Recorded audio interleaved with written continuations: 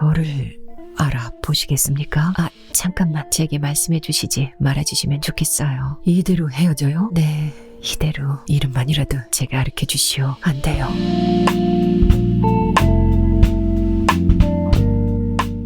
행복의 정체. 가을의 표정이 완전히 물러가 버린 섣달이었으나 환도 시민들이 걱정하던 것처럼 추운 겨울은 되지 않았다. 임지훈이 자서전 소설 애인을 집필하기 시작한 것은 섣달에 접어들면서부터였다.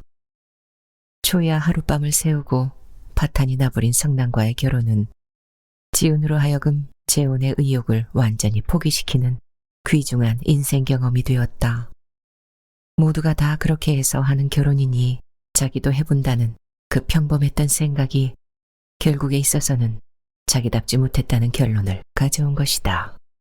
그만한 것쯤 가지고 남의 귀한 딸을 영원히 버려놓고 말겠다는 말이냐고. 신혼여행으로부터 돌아온 즉석에서 마담 로즈는 대발로발하여 그 표독한 성미를 남김없이 발휘하며 지훈을 닦아세웠으나 워낙 성난의 편에 과실이 있을 뿐만 아니라 오늘날 여성이 결혼을 한다는 건 바보가 되는 것이라는 성난의 논리에 동감을 하고 있는 마담이었기에 그 이상 더 사건을 확대시켜 외부에 발설하기를 자숙하였다. 임 교수는 어이가 없어서 허허 하고 웃었고 임 교수 부인은 당연한 귀결이라고, 그 귀결이 자식 새끼를 낳기 전에 빨리 온 것만이 천행이라고 했다. 애인을 쓰면서부터 지훈은 또 창경원을 자주 찾게 되었다. 고독한 지훈으로 다시금 돌아가 버린 것이다. 그 고독의 오열을 지훈은 밤을 꼬박꼬박 세워가면서 원고지 위에다 구상화하는데 전신의 열정을 쏟아붓고 있었다. 약 500장쯤의 중편으로서 그것이 탈고되는 대로 지금까지의 발표한 단편을 한데 추려 넣어서 발행하겠노라는 모 출판사의 확약을 지훈은 얻고 있었다. 지훈으로서는 처녀 출판인 만큼 애인의 집필에는 자기의 생명을 걸다시피 하고 있는 것이다. 이제야말로 문학의 정열만이 지훈을 고독의 오열로부터 구출하는 오로지 하나의 길일 수밖에 없었다. 섣달 하순, 일선에 있는 허정욱 중령으로부터 편지 한 장이 날라왔다. 신년 중순에 오영심과 결혼식을 거행하기로 되었으니 이번에야말로 임 교수의 주례가 꼭 계셔야 하겠다는 말과 그 뜻을 미리 춘부장께 전해달라는 말 끝에 아직 후방전근에 수속이 덜 되어 결혼식 때에는 월여간에 걸쳐 특별 휴가를 맡아가지고 오겠다는 것이며, 날짜가 결정되는 대로 결혼식 전에 임 교수를 한번 찾아뵙겠다는 뜻의 그러리였다. 지훈은 곧 펜을 들고 진심으로 두 분의 행복을 빈다는 말과 허영이 그처럼 열성 있는 축사를 해주었는데도 불구하고 자기의 결혼이 불행했다는 뜻을 간단히 적어보냈다. 교인들의 명절인 크리스마스 이브가 왔다. 교회마다 선남 선녀의 성스러운 찬미가 흘러나오고 있었다. 그리고 그것은 또한 일부 유한층의 놀이날이기도 했다. 각 처에서 댄스 파티가 열렸고 유흥의 세계는 뭣도 모르고 공연이 들떠 있었다. 이날 밤 지필에 필요한 머리를 가지고 지훈은 거리로 나섰다. 그러나 그 들뜬 분위기 속에서 고아처럼 지훈은 고독했다. 꽃이 한 조와 대포 한 잔을 걸치고 그 들뜬 분위기로부터 지훈은 곧 빠져나왔다. 집으로 돌아온 지훈은 양복 안주머니에서 파란 손수건에 싼 편지를 꺼내 책상 위에 펼쳐놓고 또 원고를 썼다. 애인의 두 글자를 들여다보며 10년 전의 연정을 지훈은 소생시키고 있는 것이다. 애인을 집필하면서부터 이 편지는 책갈피에서 양복 주머니로 올맞아 있었다. 이튿날 새벽, 지훈은 성가대의 찬송가로 눈을 떴다. 오늘은 창경원에 나가 볼까? 자리 속에서 지훈은 중얼거렸다. 지훈이 창경원을 찾은 것은 그날 오후 2시였다. 반나절은 원고를 썼다. 거리는 비교적 한산하였다. 바람은 없었으나 날씨가 차다. 뼈대만 남은 수목들이 차가운 하늘에 앙상하게 솟아 있었다. 삭막한 겨울 풍경이 자기의 마음처럼 외롭고 쓸쓸했다. 들떠있는 것보다는 경내의 이 삭막한 주위가 마음에 다사롭다. 책을 낸다. 그것이 현재의 지훈으로서는 유일한 위안이요 행복이었다. 그이가 죽지 않고 이 남한 어느 구석에선가 아직도 살아있다면, 그리고 다행히도 그의 눈에 내 책이 띄인다면, 그것은 정말 기적과도 같은 한 줄기의 희망이었다. 5, 6년 전에도 지훈은 수필과 단편으로 창경원 이야기를 한두 번 쓴 적이 있었다. 그러나 당시는 오늘날만큼도 지훈의 이름이 알려지지 않았었고 게재된 잡지가 신통치 못했던 탓인지 소녀의 소식은 묘연하였다. 창경원 문을 들어서서 곧장 면정전 돌다리를 건너면서 지훈은 그런 유행을 생각하고 있었다. 아, 참 그렇지. 좋은 생각 하나가 부뜩 들었다. 지훈은 불이 나게 외투 단추를 끌어놓고 양복 안주머니에서 파란 손수건을 꺼내 펼쳐보았다. 그 글자 그대로 따서 제자로 하자. 글자가 다소 크지만 그것을 적당히 축소하면 소설의 제자로서 훌륭할 것 같았다. 어딘가 자체가 다소 어리긴 하지만 그 늠름한 필치는 예술적인 기품이 있어 보여 창작집의 제자로서 조금도 손색이 없을 것 같았다. 더구나 그것이 자기 자신의 필적이고 보면 좀 더 수월히 지훈의 책을 발견할 것만 같았다. 참으로 좋은 생각이다. 지훈은 다시 편지를 싸놓고 면정전 뒤뜰로 해서 춘당지 쪽으로 천천히 걸어내려가고 있었다. 사람의 그림자라고는 별로 보이지 않았다. 중학생 하나가 시골서 올라온 듯 싶은 노인 두 사람을 인도해가지고 경내를 돌아다니고 있었다. 사무실 하인이 한 사람 비를 들고 창경원 정문을 향하여 어슬렁 걸어가고 있었다. 그렇다. 그 삭막한 살풍경 속에 실은 여인의 조그만 그림자 하나를 대자연은 배치하고 있었다. 그리고 그것이 옛날의 그 소녀였다는 사실을 지훈이가 발견하기까지에는 상당한 시간의 흐름이 왔다. 멀리서 내려다보니 실로 조그만 뒷그림자였다. 처음에는 그것이 여자인지 남자인지를 지훈은 몰랐다. 꺼멓게 보이는 외투를 입고 있었다. 이 추운 날씨인데도 불구하고 그 검은 복장의 인물은 앙상한 벚나무를 등지고 꽁꽁 얼어붙었을 차가운 벤치 위에 우두머니 앉아 있었다. 그의 머리 모양으로 그것이 여자라는 사실을 안 것은 몇 걸음 더 내려가서였다. 이상한 예감 하나가 얼른 지훈에게 왔다. 이유 없는 예감이었다.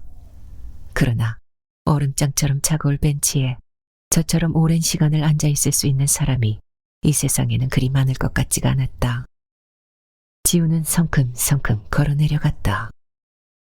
그것이 옛날의 그녀의 성장한 자태이기를 열심히 하늘에 빌면서 걸어 내려갔다. 여자의 뒷모습이 점점 눈앞에 확대되며 꺼멍으로 본 것은 잘못이었고 여자가 입은 외투는 곤색 후레하였다. 등 뒤에 인기척을 느끼고 여인은 불현듯 뒤를 돌아보았다. 이 두 손을 외투 주머니에 쓸어넣은 자세로였다. 여남은 걸음의 거리가 아직 두 사람 사이에 가로놓여 있었다. 서너 걸음 더 걸어가다가 지훈의 두 다리가 갑자기 얼어붙은 듯이 우뚝 멎었다. 그와 동시에 영심도 호다닥 놀라 몸을 일으키며 외투 주머니에서 손을 뺐다. 이 순간에 있어서의 두 사람의 놀라운 표정을 정밀히 포착할 수 있다는 것은 이미 인간의 영역이 아닐는지 모른다. 기적은 인간으로부터 정상적인 판단력을 박탈하는 큰 자연현상이다. 임지윤과 오영심도 지금 그러한 기적 앞에서 인간이 지닌 사고 능력을 완전히 상실하고 있었다. 처음에는 둘이가 다 서로의 얼굴 모습에서 10년 전의 소년과 소녀를 순간적으로 발견하지는 물론 못했다. 그러나 관념적으로 생각하는 것처럼 10년간의 변모라는 것이 이미 청년기에 발을 들여놓았을 무렵에 작별이었던 만큼 그리 심한 것은 아니었다. 환영 속에 그리던 모습이 정상적인 순서를 밟아서 성장한 보편적인 변모가 있을 따름이었다. 분명히 그때의 소녀였고 그때의 소년이었다. 놀라움과 환희와 그리고 일종의 의효 개념이 똑같이 두 사람의 표정을 얼버무려주고 있었다. 지우는 자꾸만 후들거리는 두 다리에 힘을 주며 한동안 묵묵히 서 있다가 벙어리처럼 얼어붙은 입술을 가까스로 떼는 데 성공하였다. 저를 알아보시겠습니까? 지우는 또 두어 걸음 앞으로 다가섰다. 그 순간 영심은 입 절반을 한 손으로 가리우고 한 걸음 뒤로 후딱 물러서며 가느다랗게 외쳤다. 아, 역시. 그리고는 얼빠진 사람 모양 지훈의 모습을 아래 위로 찬찬히 바라보기 시작했다. 분명히 꿈은 아니었만 초록별의 정체가 그곳에는 있었다. 다소의 변모가 기이한 느낌을 주고 있었으나 행복의 정체임에는 틀림없었다. 저를 알아보셨군요. 10년 전 그때의 그 소년이 바로 저였습니다. 어디서부터 무엇을 어떻게 이야기해야 할런지 말이 말을 제대로 이루어주지 않는다. 정녕 꿈인 것만 같아서 지우는 한 손으로 자기 손등을 자꾸만 꼬집어 뜯어보며 오늘이야 오셨군요. 왜 그동안 한 번도 오시지 않았습니까? 제게 무슨 잘못이라도 있었던가요? 삐쭉삐쭉 지훈의 입술이 서너 번 경련을 일으키다가 마침내 어린애처럼 이그러지고 말았다. 눈물이 왈칵 쏟아져 나왔다.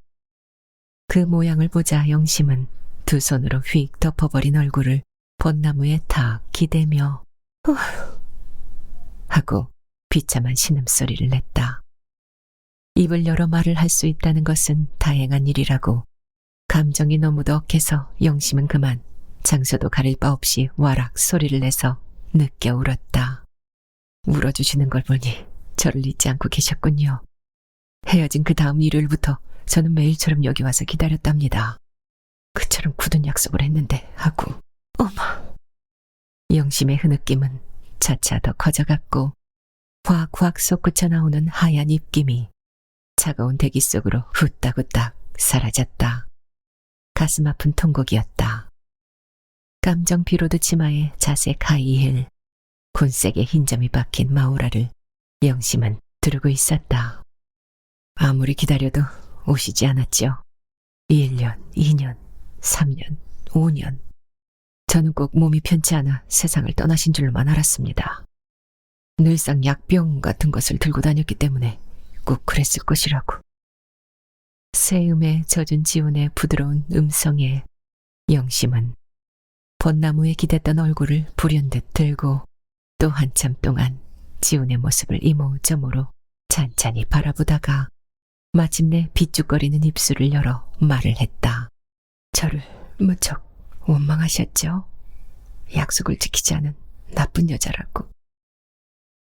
애인의 두 글자가 희미한 윤곽을 지니고 움푹 패여진 꺼무특특한 벚나무 밑동에 영심은 한 손을 기대고 남은 한 손으로 손수건을 꺼내 눈물을 연방 찍어내고 있었다.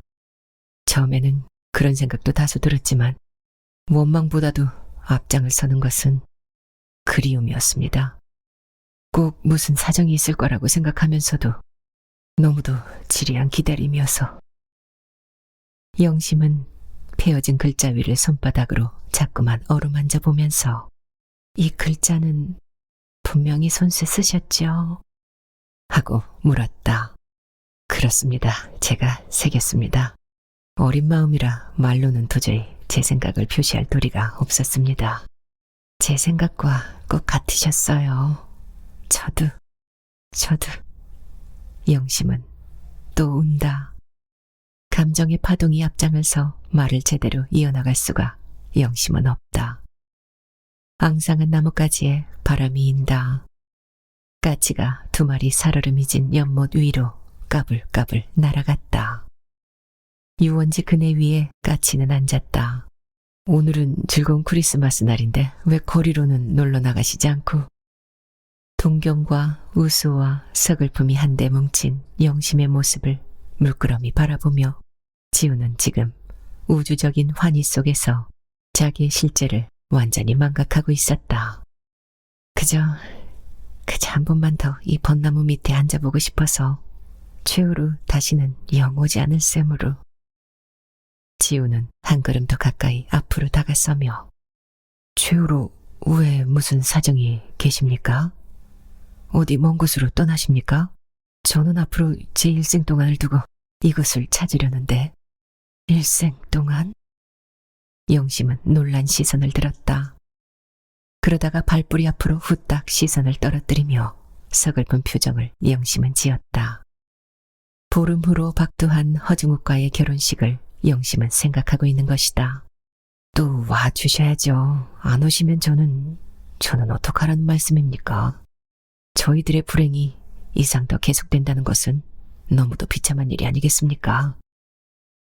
영심은 소그듬이 고개를 숙인 채 대답이 없다. 지나간 날 저는 이 연못가를 수없이 걸었었죠. 행여나 어느 숲새에서 어느 단모퉁이에서 해군복의 소녀가 불쑥 나타나진 않을까 하고. 추우실 텐데 저리로 좀 걸어보실까요? 추운 줄 모르겠어요. 그러나 영심은 이내 초록별의 건강을 생각하며 추우시죠? 저와 같이 저리로 한번 걸어주시죠. 그것이 오랜 시일에 걸린 제 아름다운 꿈이었습니다. 영심은 콤팩트를 꺼내 눈물 흔적을 감춘 후에 지훈을 따라 언덕길로 올라섰다.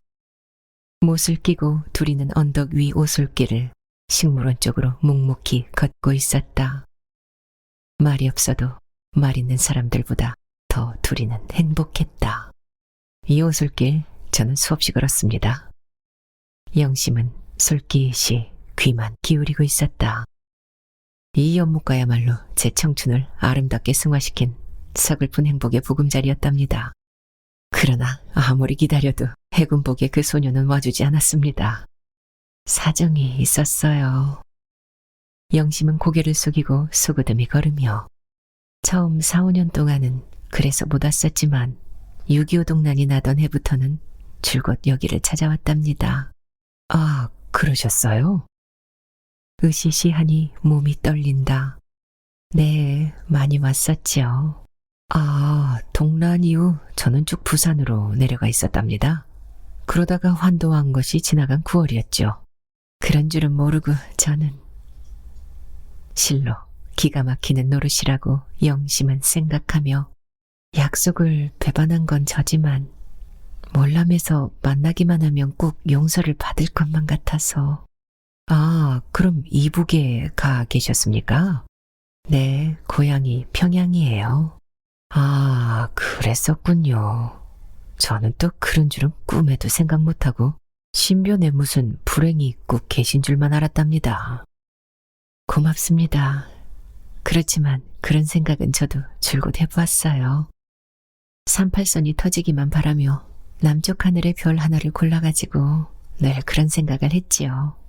깜박깜박 그 유난히 초록빛이 도는 별이 숨바꼭질이라도 하는 밤이면 어쩐지 자꾸만 불길한 생각이 들어서. 고맙습니다. 눈물이 나도록 지우는 고마웠다. 약속을 어긴 것은 진정 제 마음이 나빠서 그런 것은 아니었어요. 거기서 영심은 당시에 어떻게 할 수 없었던 절박한 사정을 간단히 이야기하고 나서 그러다가 6.25 동란이 일어나는 전년에 월남에서 부산에서 1년 동안 있다가 서울로 올라왔어요. 그리고는 늘 창경원을 찾았어요. 부산에 계신 줄은 꿈에도 모르고요. 운명이 저희들에게는 지나치게 악착했습니다. 아마도 그랬나 봐요. 저는 또 저대로 5, 6년을 기다리다가 저는 그만 기다림에 지쳐서 해군복의 소녀를 단념하기로 결심했었습니다. 노력을 해서 잊을 수만 있었다면 다행한 일이었지만. 영심은 무엇인가 골똘히 생각하는 우주의 표정으로 지훈의 이야기에 가만히 귀를 기울이고 있었다. 저는 어떤 여자와 다수의 교제를 해보고 지난 가을에 결혼을. 아, 잠깐만. 잠깐만 기다려주세요. 순간 영심은 불현듯 시선을 들며 지훈의 말을 막았다. 그 이상 자세한 이야기를 제게 말씀해 주시지 말아주시면 좋겠어요. 지훈은 의아스런 얼굴로 영심을 돌아다 보았다. 서로가 다 아무것도 모르고 있는 편이 제일로 좋을 것 같아요. 이대로 아무 말 없이 헤어지는 게 좋을 거예요. 이대로요? 이대로 헤어져요? 지훈은 놀라 외치듯이 물었다. 네, 이대로. 그렇지만 아니에요. 제 이야기도 더 묻지 마시고 저도 더 듣지 않겠어요. 아무것도 모르고 이대로 헤어지는 것이 서로가 다 좋을 거예요. 그대로 헤어질 수가 있는 노릇이냐고. 지우는 기가 막혔다. 얼마 만에 해오냐고. 그것이 짝사랑이라면 또한 모를 일이지만 서로를 그지없이 그리워하는 사모의 일념은 똑같이 지니고 있는 두 사람이 아닌가. 저는 못하겠습니다. 저는 이대로 헤어질 수는 도저히 없습니다. 어디서 사는 누구인지도 모르고 어떻게 이대로 갈라질 수가 있다는 말입니까? 지우는 울먹울먹하며 어린애처럼 영심을 바라보았다. 괴로운 일이지만 그러는 게 좋을 거예요. 어디서 사는 누군지도 모르고 있는 편이 결국에 있어서는 행복하지요. 영심은 괴로운 듯이 외면을 하고 멀리 유원지 쪽 언덕 위를 바라보았다. 외면한 영심의 시야에 삭막한 겨울 풍경이 차가운 대기 속에서 오들오들 떨고 있었다. 10년 동안을 찾아 헤매다가 오늘 처음으로 만난 저희들인데 어떻게 이대로 그냥 헤어질 수가 있다는 말입니까? 차라리 제게 죽음을 선고해 주시는 편이 옳지. 죽는다는 것은 그처럼 힘든 일이 아니라고 저는 생각하지요. 외면을 한 영심의 두 눈꼬리에서 맑은 눈물이 하염없이 흘러내리고 있었다. 이름만이라도 제가 가르쳐 주시오. 이름을 아셔서 무얼 하시려는가요? 그저 자꾸만 입으로 불러보겠습니다. 쓸쓸할 때, 기쁠 때, 잠을 이루지 못할 때 저는 그 해군복의 소녀의 이름을 부르겠습니다. 안 됩니다. 그것은 저희들의 불행을 의미하는 것이에요. 저도 어디서 사는 누구신지 성함이라도 알아두고 싶지만 제가 그것을 알게 되면 제 마음은 항상 댁 근처로만 달려가게 될 거예요. 그것은 둘이가 다 불행한 일이지요. 들었던 손수건을 눈으로 조용히 갖다 대며 살아있다. 그분이 이 서울 어느 한 모퉁이에 살아있다. 그것만을 생각하면서 사는 편이 오히려 행복하지요. 그것은 꿈입니다. 인간은 역시 꿈만으로 살 수는 없습니다. 꿈만으로 사는 것이 결국에 있어서 행복하지요. 제 꿈은 너무도 지루했습니다. 제 꿈도 그보다 못지않게 지루했답니다. 이 꿈이 깨어지는 날 저희들은 불행하게 되지요. 제 마음속에 깃들어 있던 조그만 초록별을 그대로 제 마음속에 고요히 남겨두어 주세요. 저는 도저히 그럴 수는 없습니다. 차라리 죽음의 길을 택하는 편이 얼마나 행복한지 모르지요. 그러면서 지호는 안주머니에 타다 남은 파란 손수건에 쌓인 편지를 영심의 눈앞에 펼쳐 보였다. 이것을 보시오. 저는 아직껏 이것을 갖고 있습니다. 아까도 만나기 직전에 저는 이 손수건과 편지를 꺼내보았답니다. 영심은 후딱 눈물을 거두며 펼쳐진 편지를 들여다보았다. 모든 것을 잊어버리려고 은행잎과 꽃봉투는 불에 살렸습니다. 그리고 이 손수건마저 태워버릴 셈으로 고뇌의 신음소리를 영심은 내며 조그만 단풍나무 하나를 붙잡고 쓰러지려는 몸을 간신히 기댔다. 꿈을 제게 남겨두어 주세요. 제 꿈을 제발 깨트려주지 마세요. 그리고는 획 유원지 쪽으로 뛰어가며 저는 먼저 실례하겠어요. 하고 영심은 외쳤다. 잠깐만. 허겁지겁 지우는 따라갔다. 잠깐만, 안 됩니다. 이대로 가시면 안 됩니다. 수정각 뒤뜰로 해서 유원지 쪽으로 쏜살같이 뛰어가는 영심을 지우는 따라가며 불렀다. 따라오지 마세요. 이대로 헤어져야만 해요. 지우는 따라가서 나란히 걸으며 헤어질 수가 저는 정말로 없습니다. 이름도 주소도 모르고 이대로 헤어지면 어떡한다는 말입니까? 운명에 맡기지요. 지금까지 맡겨온 운명도 너무 악착한데 또다시 운명에 맡길 것이 아니고 우리 손으로 운명을 개척합시다. 개척할 수가 제게는 없어요. 용기를 내십시다. 안 돼요. 10년 전 저희들이 여기서 만난 것도 하나의 운명이었고 오늘 또 이처럼 만난 것도 운명이죠. 거기에는 저희들의 의사는 조금도 개입하지 않았으니까요. 조물주가 기어코 저희들을 또 만나게 하여 주고 싶다면 앞날에도 그런 기회는 있을 거예요. 저는 이미 제 운명을 제 손으로 개척할 힘을 갖지 못했어요. 시기가 너무 늦었어요. 결혼을 하셨습니까? 아니요. 약혼을 하셨습니까? 네. 사랑하고 계십니까? 제발 더 이상 물어주지 말아주세요. 유원지 앞을 지나면서 여기서 조금만 쉬어가시죠. 아니에요. 가야겠어요. 영심은 그냥 걸음을 멈추지 않는다. 그 약혼을 그만두실 수는 없습니까? 그런 힘이 제게는 없습니다. 용기를 냅시다. 저는 결혼을 했던 몸이기는 하지만 지금은 자유로운 몸입니다. 영심은 그 말에 문득 시선을 들며 헤어졌어요? 네, 사흘 만에 갈라진 불행한 결혼이었습니다. 사흘 만에? 용기를 내십시다. 아직도 늦지 않으니 용기를 내어주시오. 영심의 무척 빠른 걸음을 지우는 따라가면서 애원을 했다. 이제 여기서 헤어져요. 영심은 우뚝 걸음을 멈추었다. 더 따라 나오지 마세요. 저를 정말로 위해 주신다면 여기서 조용히 헤어져 주세요. 싫습니다. 저는 죽어도 싫습니다. 차라리 저를 이 자리에서 죽으라고 말해 주시오. 눈물이 와락 지훈의 앞을 가리웠다. 주소와 이름을 알려주고 가시오. 두 분의 결혼을 저는 조금도 방해하지 않아요. 제가 할 수 있는 온갖 성의를 가지고 축하해드리겠습니다. 아니에요. 저를 진정으로 위해 주신다면 그런 것은 아실 필요가 없어요. 제발 저를 이대로 돌려보내주세요. 영심은 울면서 그것을 애원하였다. 정말로 안 알려 주신다면 제 이름이라도 알아두고 가세요. 제 이름은... 그러나 영심은 그 순간 두 손으로 자기 귀를 탁 막으며 획 돌았었다. 그리고는 정문을 향하여 쏜살같이 뛰어나갔다. 얼빠진 사람 모양 지우는 한동안 멍하니 서서 조그맣게 사라지는 영심의 뒷모습을 바라보고 있다가 안 된다. 이대로 가버려서는 안 된다. 영심의 자태가 정문 밖으로 다람쥐처럼 홀랑 빠져나가는 양을 보고서야 벌떡 정신이 들며 지우는 따라갔다. 안 된다. 저희를 놓쳐서는 안 된다. 지우는 외치며 정문을 향하여 무섭게 달려갔다. 오늘 이 자리에서 영심을 놓친다는 것은 지훈에 있어서는 죽음 그 자체를 의미하는 것일 수밖에 없었다. 이제 이리로 뛰어나간 여자가 어디로 갔습니까? 수희 영감에게 지훈은 외치듯이 물으며 정문 밖으로 뛰쳐나갔다. 저리로 뛰어가던데요. 영감은 어리둥절한 얼굴로 원남동 쪽을 가리켰다. 지훈은 그쪽을 향하여 한 길로 뛰어나갔다. 그러나 그때는 이미 영심의 자태는 보이지 않았다.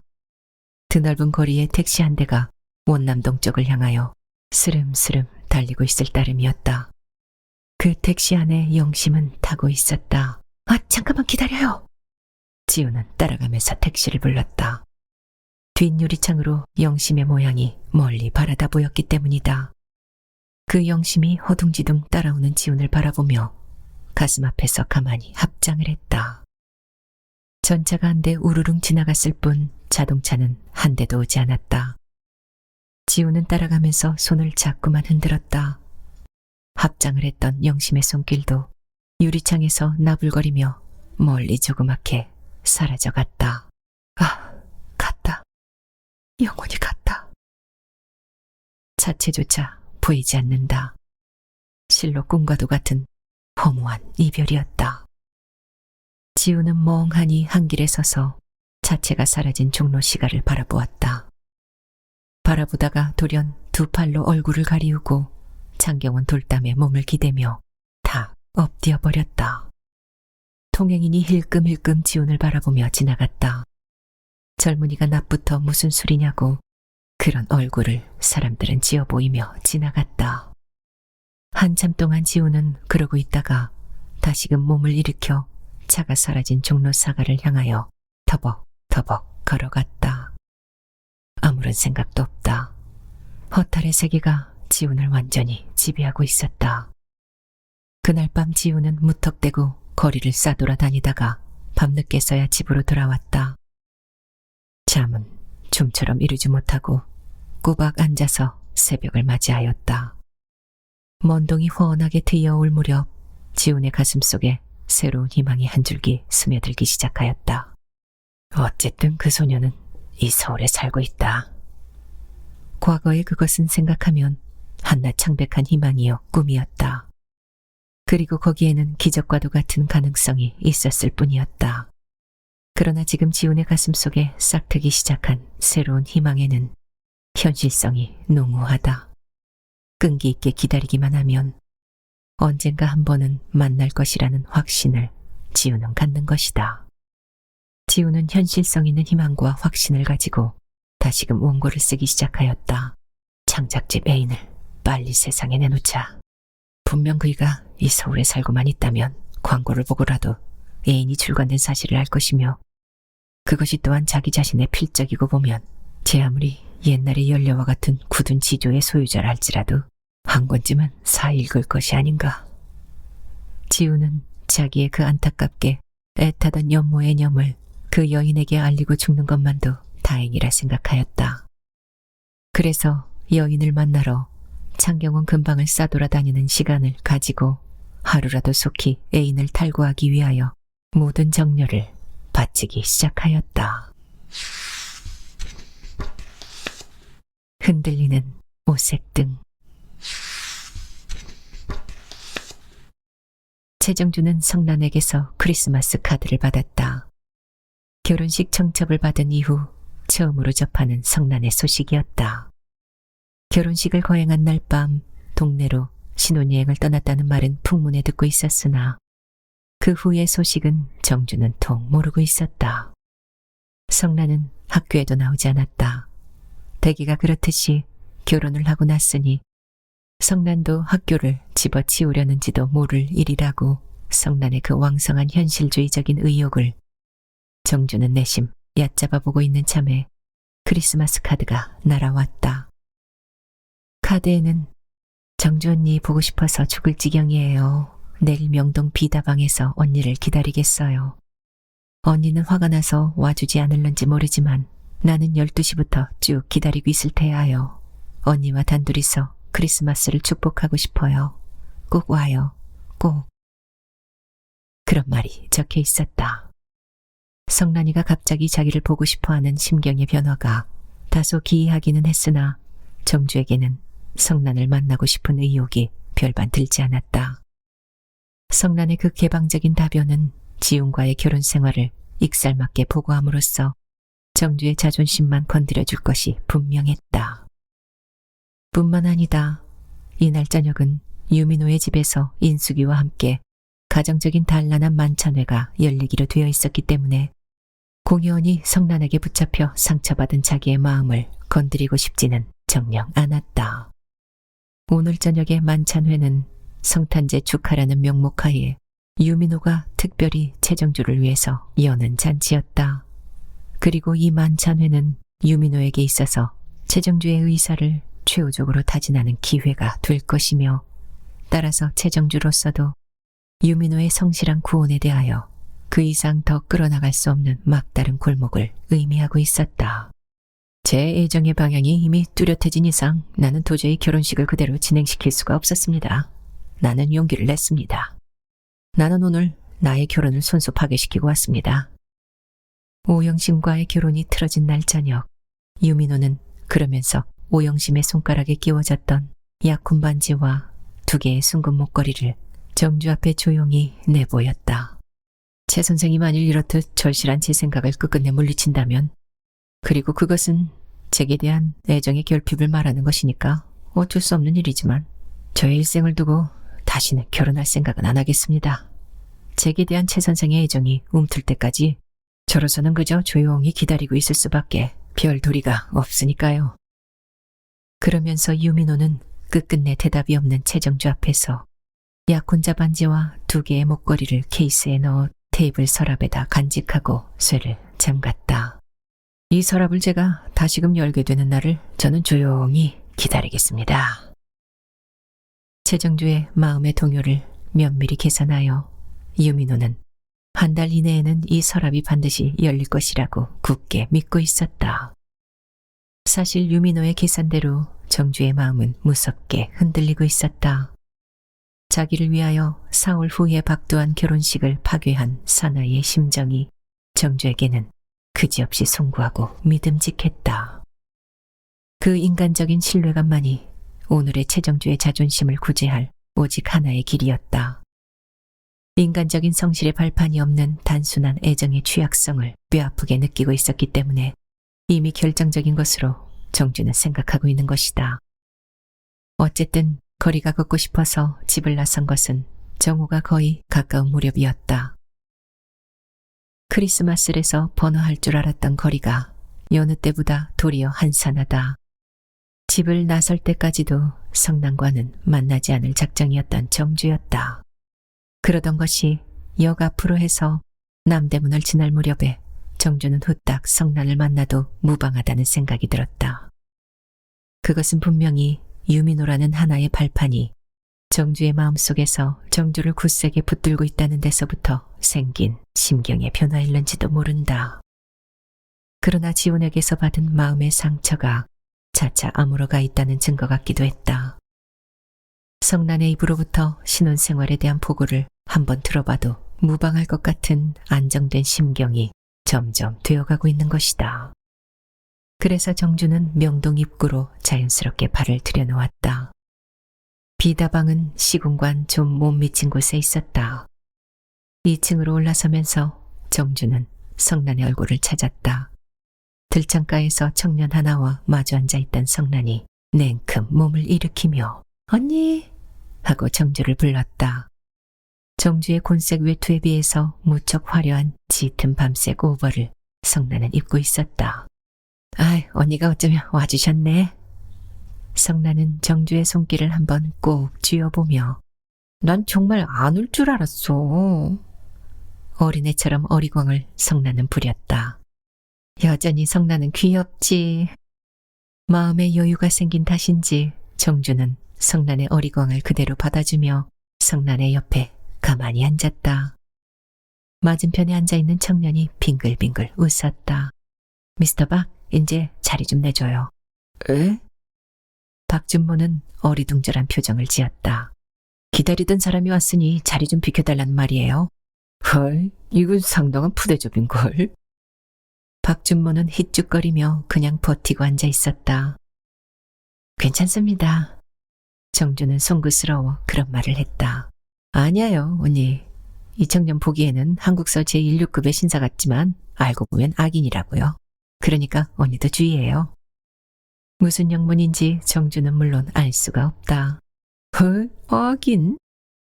박준모는 일부러 표정을 크게 써보았다. 동네 온천에서 만난 청년인데 오늘 또 우연히 여기서 만났어요. 나를 보고 자기 애인이라는 거예요. 성난은 한두 번 쿡쿡 웃고 나서 다소 뻔뻔하고 싱거운 데가 있긴 하지만 춤은 곧잘 춰요. 이 청년 때문에 내 결혼은 깨끗이 노로 돌아갔죠. 말귀를 알아듣고 정주는 그저 미소만 지었다. 지훈 선생의 충고가 이 청년은 악인이라고요? 이 청년에게 대항해 나가기에는 내 인생이 다소 어리다고요. 무슨 소리야. 언니, 이제 다 이야기할게. 나 언니를 붙들고 한번 실컷 울어보고 싶어요. 그러면서 이번에는 좀 날카로운 어조로 쏘아붙였다. 미스터 박, 일어나지 않음 우리가 갈 테야요. 성난은 정주의 팔을 끼고 홀랑 자리서 몸을 일으켰다. 어이, 이건 다소 허무한 감이 없지 않은걸? 이런 여성을 경험하는 것은 박준모로서도 이번이 처음이었다. 그래도 그만한 관계가 있고 보면 다소의 미련 같은 것을 남겨놓는 것이 보통일 텐데 박준모의 경험이 울상을 짓는 것이다. 아직도 내 수련이 부족한 모양인가?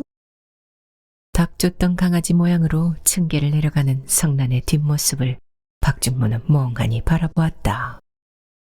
성난은 정주를 데리고 시공관 옆 자기 집으로 돌아왔다.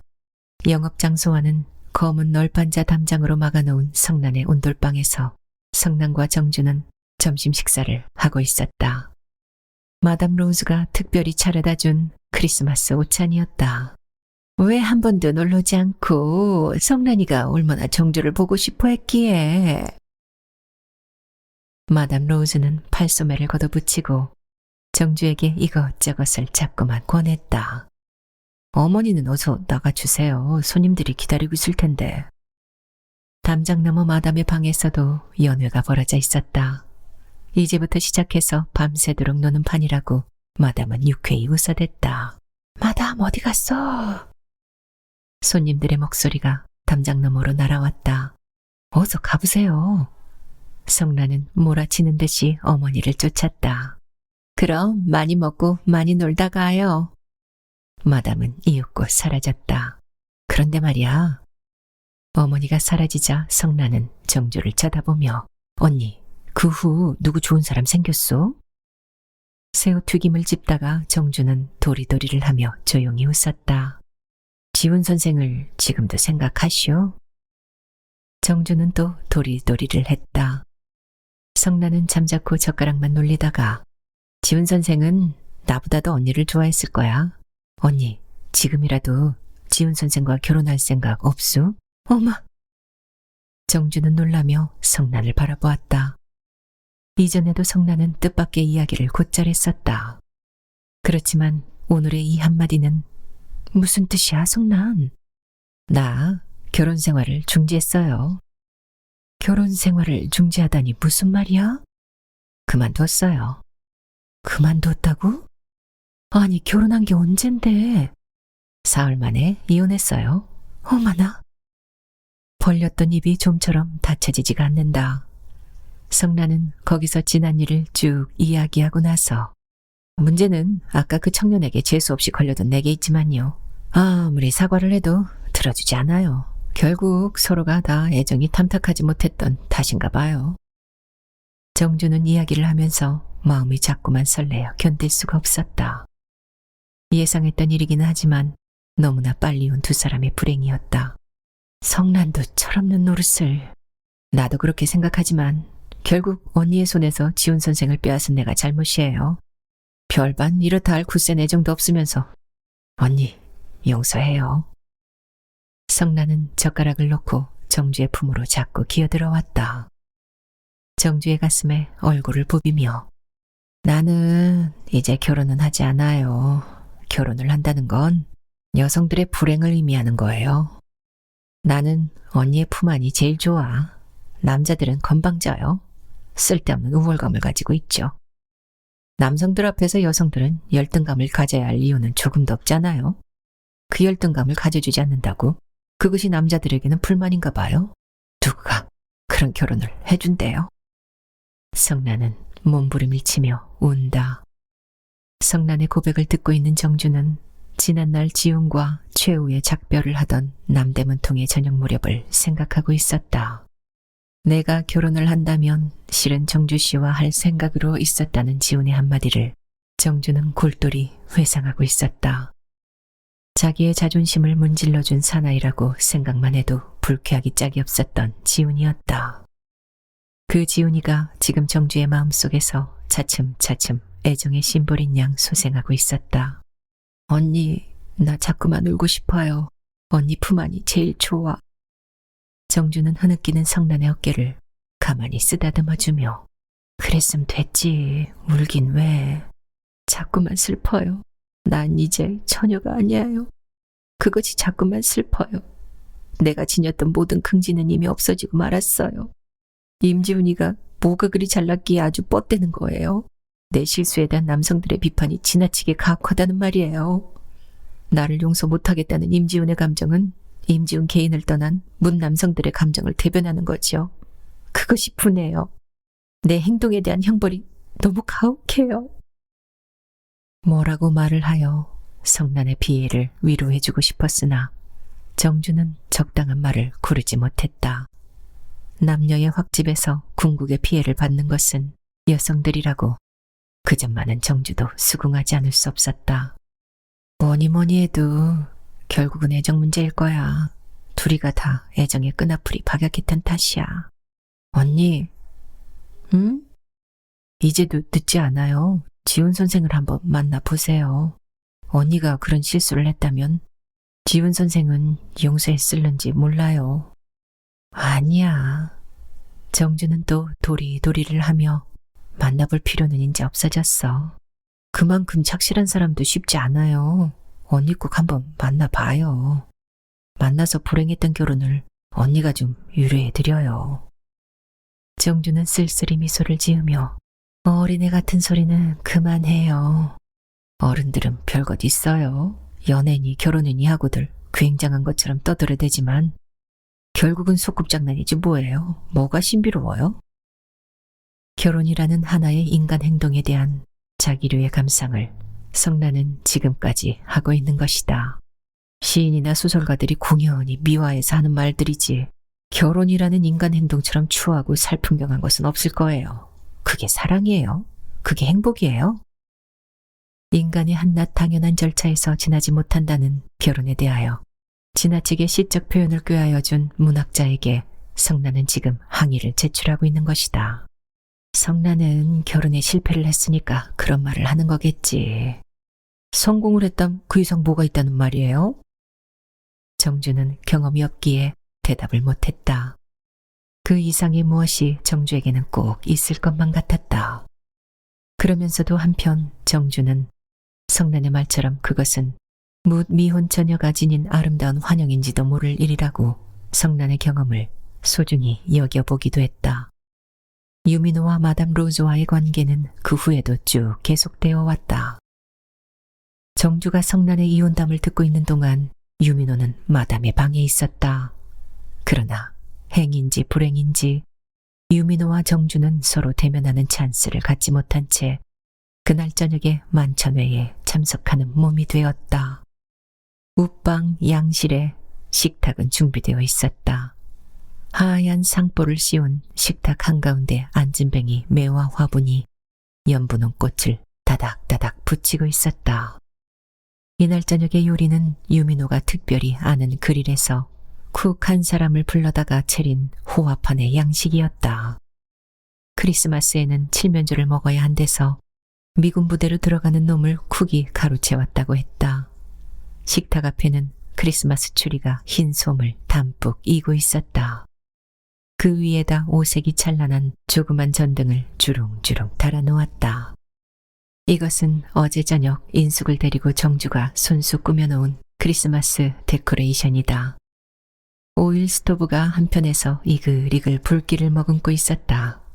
인숙은 좋아라고 손뼉을 치며 정주 옆에 앉아서 이것저것 요리에다 손을 댔다. 정주와 마주 앉은 유민호는 특별히 주문해온 칠면조니 많이 자시라고 점잖게 권하면서 오늘이야말로 가정적인 단란이 얼마나 행복한가를 깨달을 수가 있습니다. 제 선생 많이 자시고 즐겁게 놀아주시오. 네, 많이 먹어요. 정주는 식사를 하면서 쭉 지훈의 생각만 하고 있었다. 오늘 성남만 만나지 않았던들 유민호의 호의를 좀 더 탐탁하게 받았을는지 몰랐다고 멀지 않아 튀어나올 유민호의 최후의 다짐을 정주는 갈팡질팡하는 불안정한 심정으로 기다리고 있었다. 유민호는 맥주와 위스키를 섞어서 마시며 제 선생이 인숙이 엄마가 되어주셔서 매일처럼 이렇게 단란한 식사를 할 수 있다면 나올 말이 마침내 튀어나왔다.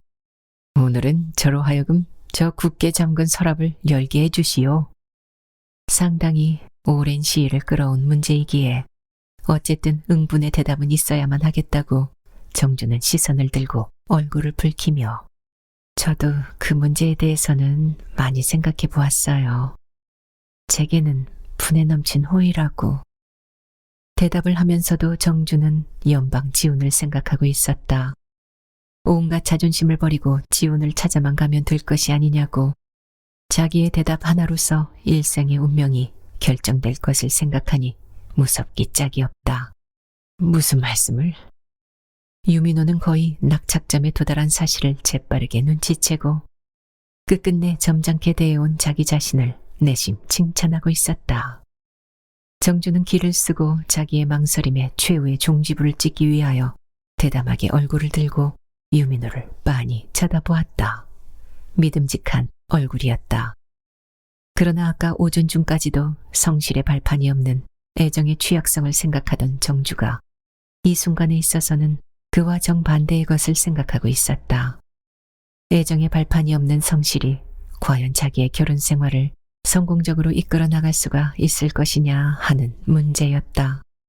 그리고 성난과 지훈 선생의 경우가 바로 그것을 증명해주고 있는 것 같았다. 선생님, 조금만 더 기다려주세요. 조금이라고? 1시간 동안만. 그 1시간 동안의 정주는 자기 운명에 대한 최후의 심판을 내릴 작정이었다. 최후의 순간까지 감정의 흐름을 극력 배척하고 있는 최정주를 눈앞에 바라보며 일찍이 경험하지 못한 냉철한 계산가라고 유민호는 한 걸음 더 떠서 정주의 계산을 계산하고 있었다. 레코드는 단유부강의 물결이었다. 크리스마스 선물로 사다 준 커다란 불란서 인형을 안고 인수는 미닫이를 활짝 열어젖힌 온돌방에서 죽음기를 들고 있었다. 약속했던 1시간은 이미 지나고 있었다. 식사를 마치고 유민호와 정주는 소파에 앉아서 차를 마시고 있었다. 정주는 차를 마시면서 마음의 키를 잡지 못한 채 초조한 기분으로 가만히 앉아 있었다. 임지훈과 유민호를 정주는 골똘히 저울질하고 있었다. 애정과 성실, 이 두 개의 요소가 여성들의 결혼 생활에 있어서 어떠한 역할을 하고 있는지 정주의 무경험은 좀처럼 단정을 내리지 못하고 있는 것이다. 정주 씨가 무엇을 생각하고 있는지는 모르지만 생각이 너무 지나친다는 것은 그리 좋은 일은 아니죠. 정주는 찻잔을 들며 가만히 웃었다. 여자들은 옷감을 뜰 때 너무 고르다가 뒤 고르는 수가 많다지만 정주의 마음속을 빤히 들여다보는 것 같은 한마디를 유민호는 했다. 순간 크리스마스 추리를 장식한 5가지의 아롱진 색등이 파도 속의 해초인 양 정주의 시야에서 무섭게 흔들리고 있었다. 아, 인숙이가 조는군요. 그 해초와도 같이 흔들리는 마음의 동요를 숨기기 위하여 정주는 얼른 일어서서 아랫목으로 내려갔다. 자리를 깔고 피곤으로 말미암아 졸고 있는 인숙을 안아다가 눕혔다. 눕히면서 정주는 어쨌든 그이는 내 자존심을 문질러준 사나이가 아니냐고 애정의 끈앞을 자존심의 칼날로서 끊어버리고 있었다. 인숙을 눕히고 있는 동안 유민호는 테이블로 가서 오랫동안 잠가두었던 서랍을 열고 숭근 목걸이와 다이아 반지가 들은 2개의 케이스를 꺼내들었다. 그 이상 정주의 대답을 기다릴 필요를 유민호는 느끼질 않았다. 지나치게 점잖다가는 기회를 놓치는 수가 많다.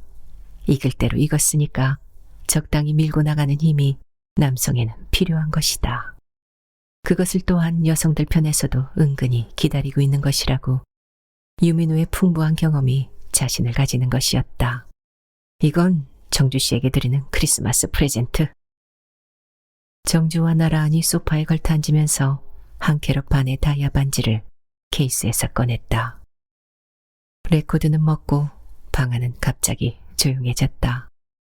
정주 씨, 그 손을 제게 주시오. 유민호는 정주의 왼편 손을 집어다가 자기 무릎 위에 소중히 올려놓았다. 빨강이, 오렌지, 노랑이, 파랑이, 초록빛, 5색의 장식 등이 또 한 번 정주의 눈앞에서 격렬히 흔들리었다.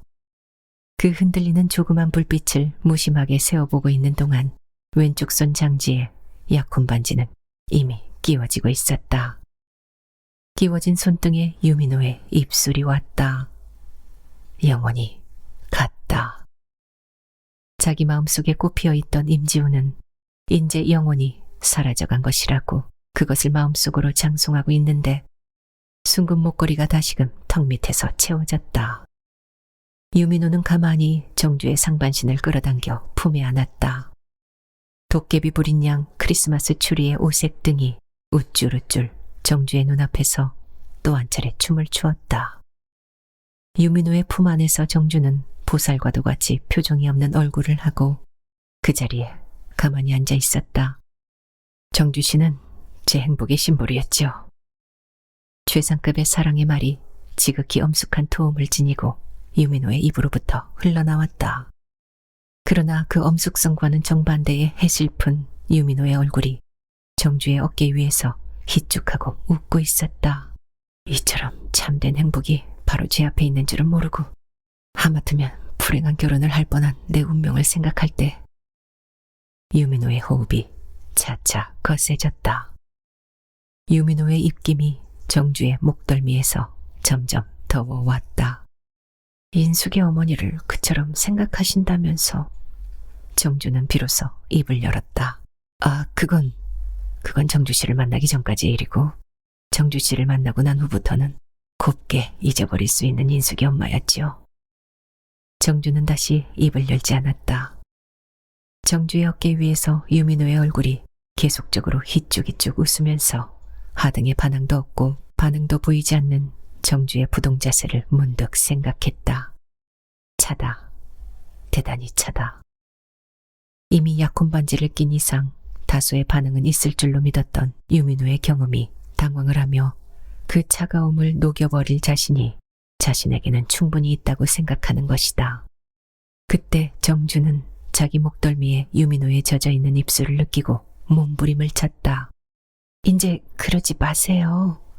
말과 함께 정주의 상반신이 조용히 한걸을 꾀했다. 정주씨. 유민호의 얼굴이 정주의 눈앞에서 입술과 함께 희번득거리고 있었다. 약혼을 했는데 내 애정을 못 받을 리가 없잖아요. 남성의 완력이 이처럼도 강한 줄은 정녕 모르고 있던 정주였다. 유민호는 마침내 점잖음의 가면을 대담하게 벗어버리고 있었다. 그 도련하고도 대담무쌍한 변모가 정주는 갑자기 무서워졌다. 애정보다도 성실의 발판 위에서 취해온 오늘의 행동이었기에 결혼할 때까지 이를 정주는 조용히 애소하였다. 그러나 오영심에게 손을 댄 유민호로서는 그런 위장한 태세만 취할 수는 없었다. 정주의 반항이 앞에 놓인 수탁자를 찻종지와 함께 방바닥에 쓰러뜨렸다. 쓰러지는 소리에 인숙이가 반짝 눈을 떴다. 아빠, 선생님을 왜 때려요?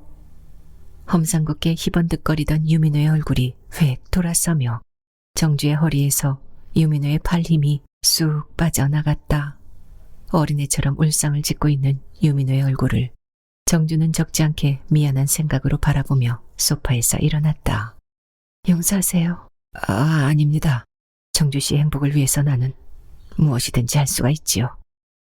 미다지를 다치지 않았던 것이 유민호에게는 천추의 한이었다. 고맙습니다. 이제 저는 돌아가야겠어요. 돌아가서 아버지께 말씀드려야겠어요. 드려야죠. 결혼식은 빨리 하는 것이 좋겠지요. 3달 초순경에. 네, 그런 말도 전하겠어요. 제 말이라면 아버지도 기쁜 마음으로 승낙해 주실 거예요. 인숙의 볼에다 입을 맞추고 정주는 총총히 유민호의 집을 나섰다. 올해는 어째서 이처럼 성적이 나쁠까? 오르길만 지나면 액년은 간다. 신년에는 복이 오겠지? 찻정지 하나가 깨져나갔다.